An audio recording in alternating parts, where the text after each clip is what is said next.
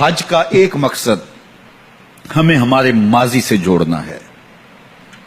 شعائر اللہ کے ساتھ ہماری وابستگی ہمیں ہمارے ماضی سے جوڑتی ہے. حج ہمیں 4,500 سال قبل کی کہانیاں آنکھوں کے سامنے مجسم کر کے لے آتا ہے. جب صفا مروہ کی دوڑ لگ رہی ہوتی ہے، جب زمزم پی رہے ہوتے ہیں، جب طواف کر رہے ہوتے ہیں، تو وہ دور ابراہیمی یاد آتا ہے. مقام ابراہیم پہ وہ لمحے یاد آتے ہیں جب اللہ کا خلیل اللہ کے گھر کی تعمیر کر رہا تھا.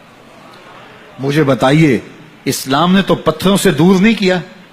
اسلام کا تو مزاج یہی ہے نا کہ پتھروں سے دور کیا. لیکن حجر اسود بھی پتھر، مقام ابراہیم بھی پتھر، ان پتھروں سے نیڑے کیا جا رہا ہے. اللہ کے گھر کا طواف ہے، لیکن حجر اسود کو چومنے کی ترغیب دی گئی. کہا چومو اس پتھر کو، اور اس کالے رنگ کے پتھر کو دیکھ کر کے دلوں میں شوق اور جذبے کا جو عالم پیدا ہوتا ہے وہ دیدنی ہوتا ہے. لوگ اس پتھر کو چومنے کے لیے اپنی جان بھی ہتھیلی پہ رکھ لیتے ہیں. یہ چند دن قبل کی کہانی آپ نے سنی ہوگی کہ ایک طواف کرنے والا شخص حجر اسود کو چومنے کے شوق میں اپنی جان سے ہاتھ دھو بیٹھا، اور پھر وہاں مقامی پولیس نے اس کو اٹھا کر کے اس کے ہونٹ ہی جو ہے وہ حجر اسود کے ساتھ مس کر دیے. کیا شوق کا عالم ہوتا ہے. میں نے بوڑھے بوڑھے بچے کمزور لوگوں کو دیکھا، وہ اس پتھر کو چومنے کے لیے کتنے بے چین ہوتے ہیں. یہ راز حضرت عمر نے کھولا. حجر اسود کو چومنے لگے تو رک گئے. کہا اے حجر اسود، میں تجھے کبھی نہ چومتا اگر میرے حضور نے نہ چوما ہوتا.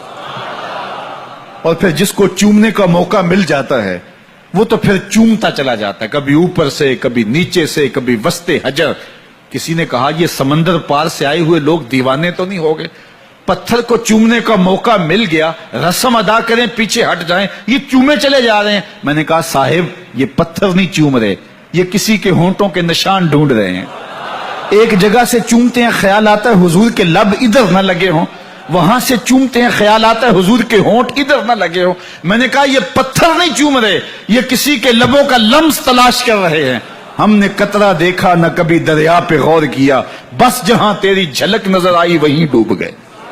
میں نے کہا یہ پتھر نہیں چوم رہے، یہ کسی کے ہونٹوں کا نشان ڈھونڈ رہے ہیں. اچھا یہ بھی پتھر، اب چاہے زمزم آئے تو وہ بھی پتھر، مقام ابراہیم تو وہ بھی پتھر. اللہ کے گھر کا طواف ہو گیا، کوئی کسر تو باقی نہیں رہ گئی تھی. لیکن کہا طواف نہیں مانوں گا جب تک وہاں 2 رکعت نہیں پڑھو گے، جب تک وہاں ماتھا نہیں رگڑو گے جہاں میرے خلیل کے قدم لگے ہیں. یا اللہ تیرے گھر کا طواف ہو گیا، کوئی کسر تو رہ نہیں گئی تھی. کہا محبت کی بولی جانتے ہو تو اپنے ڈیرے سے یار کا ڈیرا اچھا لگتا ہے. تمہارا طواف نہیں مانوں گا جب تک وہاں پیشانی نہیں رگڑو گے جہاں میرے خلیل کے قدم لگے.